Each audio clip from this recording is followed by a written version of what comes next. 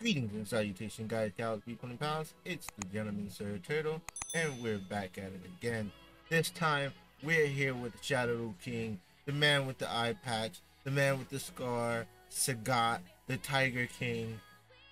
Yeah, he's massive. He's big. Like, holy cow! I remember in the movies and stuff like that. In the animated movies, they made him like huge, it's like, yeah, and they did not skimp out in this game. Like, when you put him next to other units, he is like heads above the others. It's amazing. I love it. I love it. uh yeah, let's get into it. This is the Sagat breakdown. He just came out today. Officially, the hottest topic of Street Fighter Duels. Obviously, is always the one, new unit, this new spice of the week, and he's pretty spicy. Is he meta defining and instant changing where you have to get him now, and or you'll miss out type of thing? No. Um. Yeah. No. He's not. He's not that. But he is good. So like the yeah, let's just put it that way. He is good. Let's go into it. His super Roar of the Tiger. Straight a target 5 times, dealing 700% of the attack, then gain 40% effect accuracy for 15 seconds, stacks up to 3 times. Uh let's just actually we should start with the passive first. Explaining that his effect accuracy is super important to what he does. Okay? Effect accuracy, and effect reduction of resistance for the enemy. He he needs that overall, especially effect accuracy for himself because of his C3. So let's break down his passive first, and then we'll go back to the super.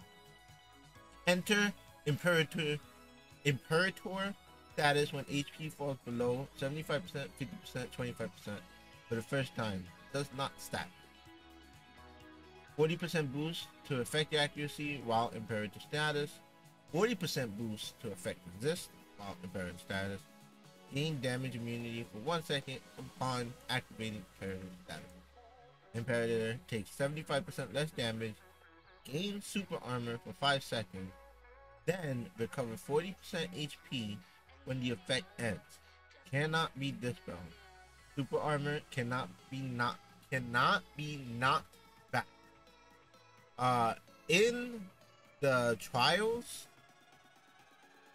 this 40% HP, it makes a big difference. This part right here is what makes him one, what a lot of people are considering an amazing tank.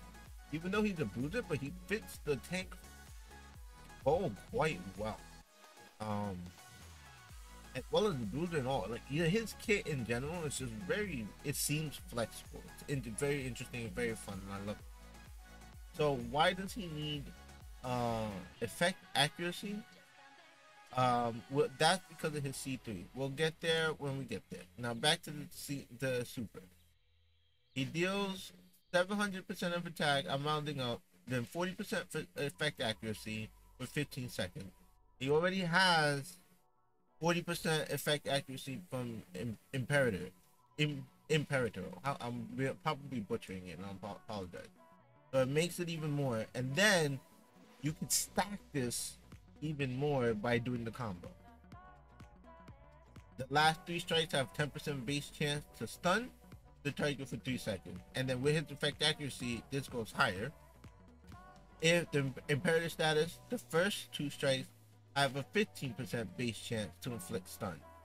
So overall, with level 3, all 5 hits have a chance to inflict stun, and it progressively gets, from high to low, with the first 2 having a higher chance, then the last 3 having a lower chance. But with his effect accuracy, that obviously increases. In C1, he strikes the target 3 times, dealing damage equal to 402% of attack, reducing the target's effect resist by 30% for 15 seconds. This is more for a team type of thing. This is less for himself. Gain 20% increased healing during the current battle after unleashing the skill. Stacks up to 60% increased healing. It's like, okay, this is where it's for himself. If imperative status, reduce the target's effect resist by an additional 50%. So 80% total. Okay. So why I mean this is more for the team and less for himself. I obviously didn't see the gain 20% healing. That's where it's slightly for him, but it's still more for the team. The effect resistance works when you're trying to put an effect on the enemy team. It's simple, right?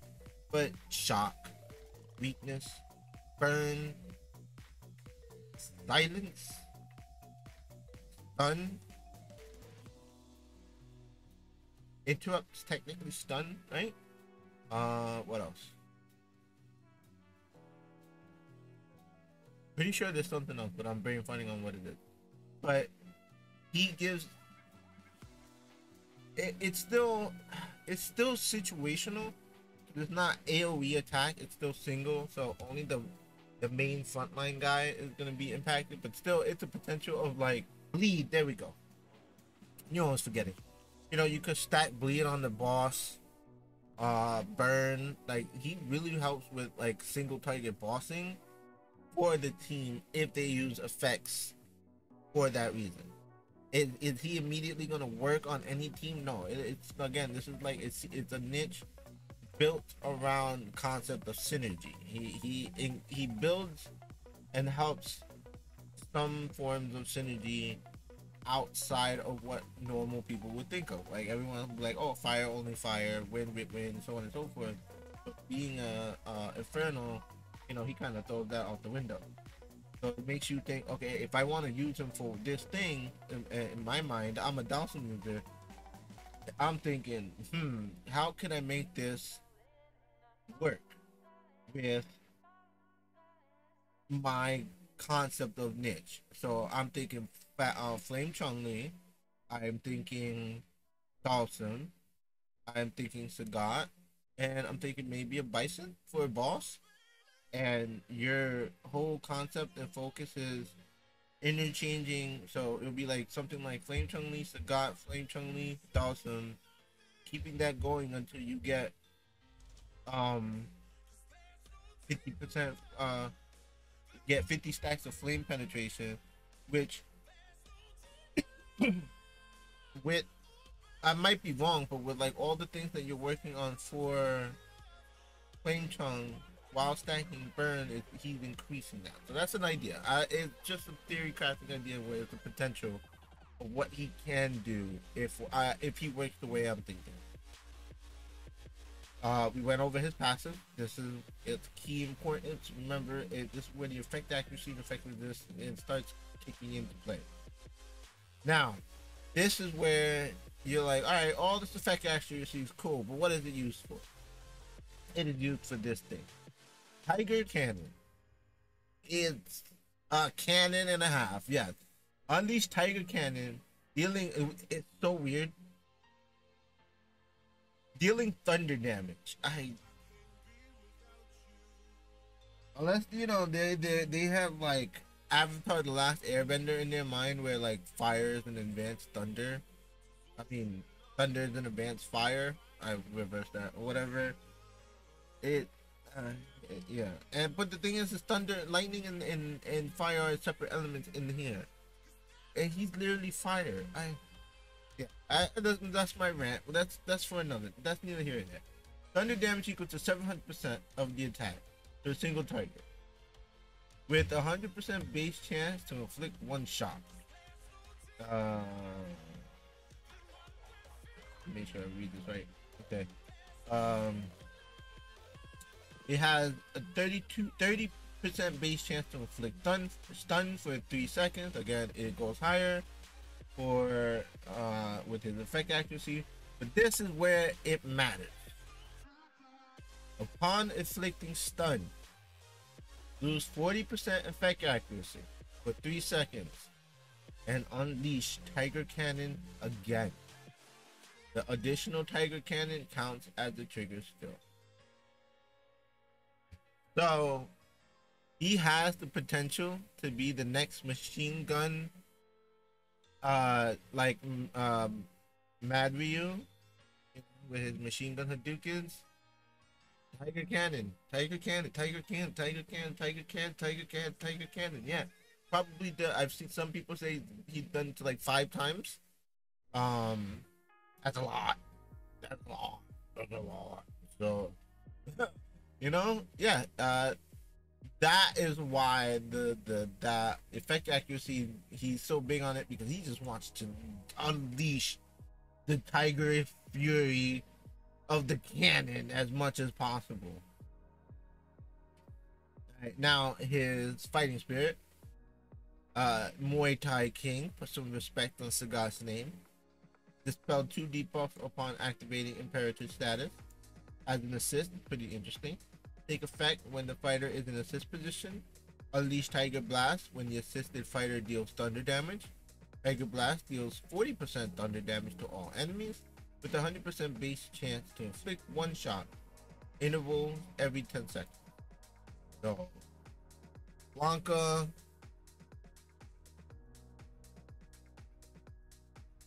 Trendy Cammy,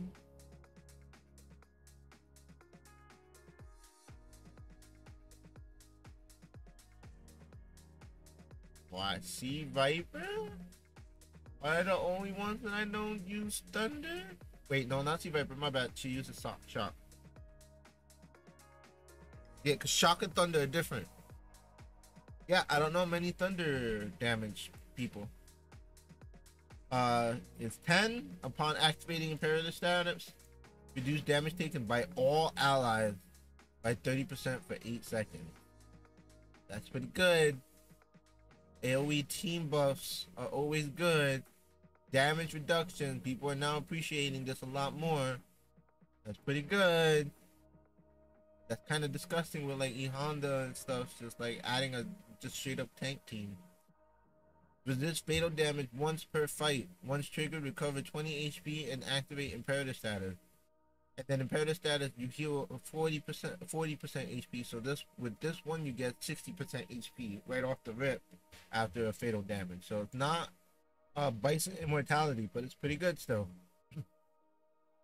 And then 30, activating Imperative status increases the damage of Tiger Cannon by 40 for the rest of the fight. Stacks up to 3 times. Yep, Tiger Cannon, man, he's just gonna rip people.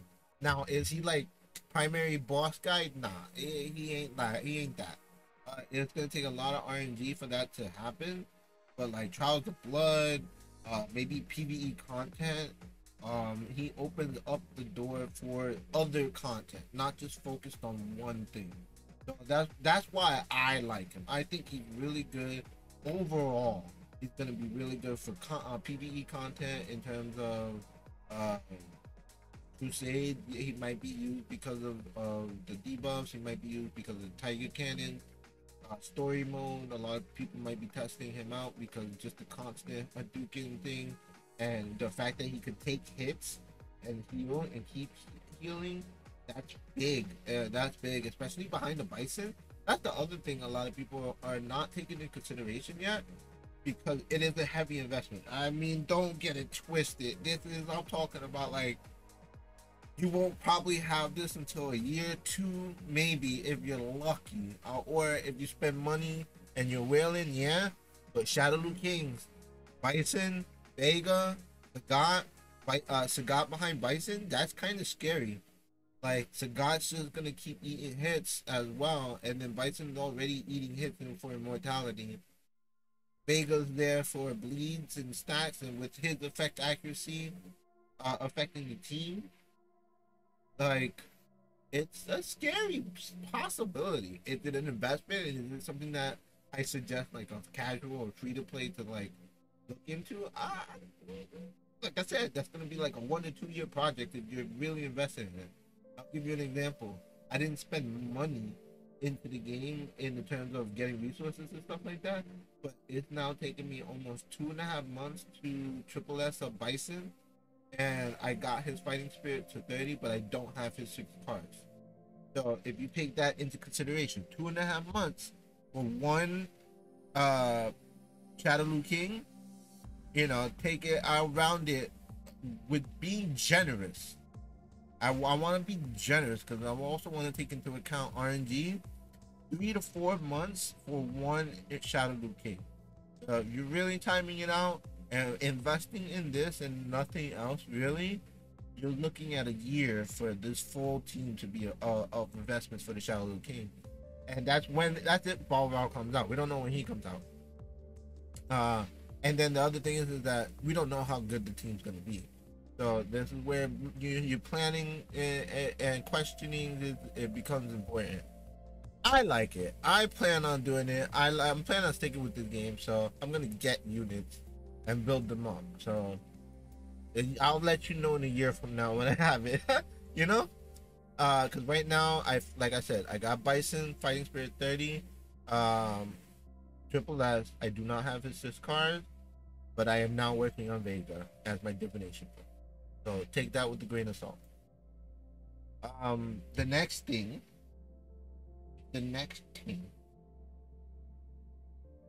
we gotta look into.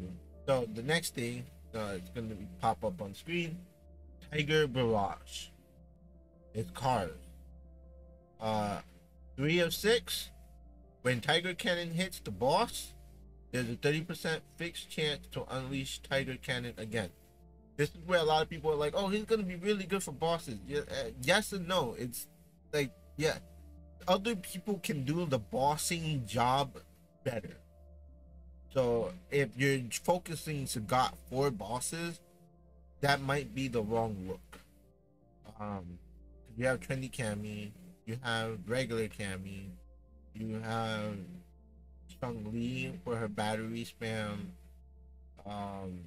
Akuma, Dawson. I personally like Dawson for certain bosses. Yeah, you have other options, but like I said, he fits a overall good role niche in other roles. But if you want to focus on bossing, and you know what, do you, boo boo? Let me know how it goes. 6 cars, each consecutive Tiger Cannon deals 100%, 200%, 300%, 400% more damage in order from the 2nd to 5th time. Damage boost is capped at 400%. So you'll deal 1100 max, 1100% max at the 5th cannonball. Tiger Cannon. So, I mean, the potential's there. I'm not saying don't do it. You know, I might be wrong and he might be the best bosser in the game, but at the moment it is not seeming like such. But again, day one, we don't have definitive testings. But imagine if you get the 30% to trigger just off the rip, and then you're stacking with him the effect accuracy, and let's say you do get more than 5 Tiger Cannons. Like, we're talking about like the Chef Kiss run, and the god just decides to like possibly potentially Tiger Cannon 6, 7, 8 more times, 1100% of damage. I mean, it's up there. So I'm not trying to diminish him and say that he's not going to be a great bosser. Like, yes, what I'm just saying is, in the role of bossing, take into consideration all the options, because Vega's a bosser, Trendy Cammy is a bosser. Again, the list that keeps going. So where he sits in that pantheon, we don't know yet. But as an overall, this unit, I think he's fun. I think he's great. He's exactly the type of unit we need for the game. It adds more spice and spontaneity. Thumbs up. Let me know what you guys think. Do you guys mess with Sagat? Is he one of your favorites? I know he's a fan favorite. He looks dope. He looks cool. And he's Sagat. I mean, yeah. Like, comment, subscribe. You know, let me know on the bottom. Stay happy, stay hydrated, stay alive. The turtle out.